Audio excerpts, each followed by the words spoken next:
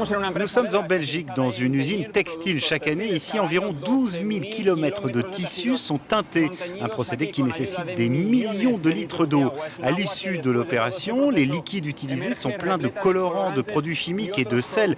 Comment les recycler de manière efficace et peu coûteuse pour qu'ils soient réutilisés dans le processus de teinture? Eh bien, des chercheurs européens pensent avoir trouvé la réponse.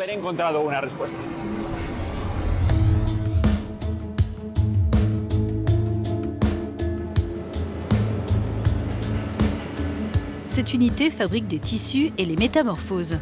Une fois tissés, ils sont testés, placés sur des rouleaux, rasés, blanchis, teints, séchés, puis stabilisés. À de nombreuses étapes de la chaîne, une quantité importante d'eau est indispensable. L'entreprise dit en consommer environ 350 millions de litres par an. On utilise à peu près 80 litres par kilo de tissu. Cette eau est utilisée d'abord pour blanchir le tissu. Après le blanchissement, on colore et après la colorisation, on fait un développement de la couleur parce que la couleur n'est pas stable. Donc l'eau est très colorée et a une acidité assez élevée. Et d'abord, on doit neutraliser cette acidité et après, on fait le déchargement de cette eau à la station publique actuellement. Le traitement de ces rejets colorés au sein des installations publiques est extrêmement coûteux.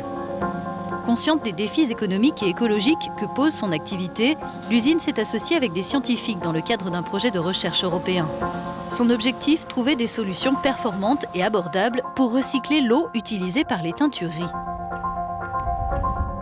Les chercheurs ont conçu une unité de recyclage pour tester deux techniques de purification. La première, appelée électrocoagulation, permet d'éliminer les colorants. La seconde, l'osmose inverse, contribue à l'épuration des sels.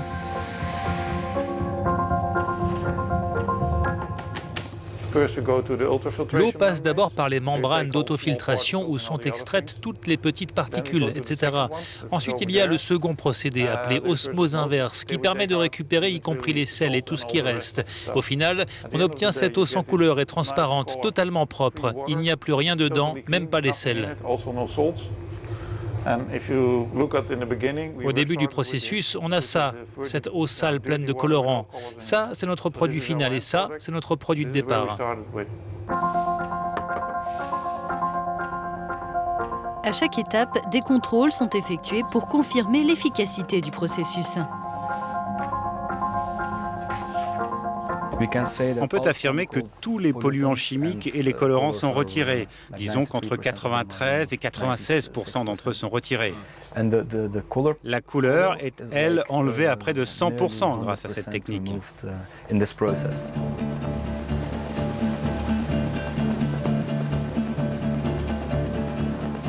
Les scientifiques envisagent à présent d'agrandir leur unité de test pour la mettre en place au sein de l'usine.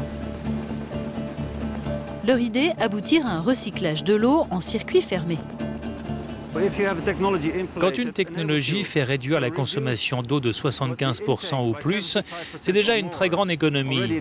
Et de cette manière, les liquides utilisés ne seront plus envoyés vers la station d'épuration. On n'aura plus à se préoccuper du pré-traitement pour avoir le niveau de propreté requis avant d'effectuer ces rejets. Donc on va libérer de la capacité dans les stations publiques. Les scientifiques espèrent aussi que leur technologie améliorera la compétitivité de l'industrie textile européenne qui aujourd'hui emploie 1 600 000 personnes.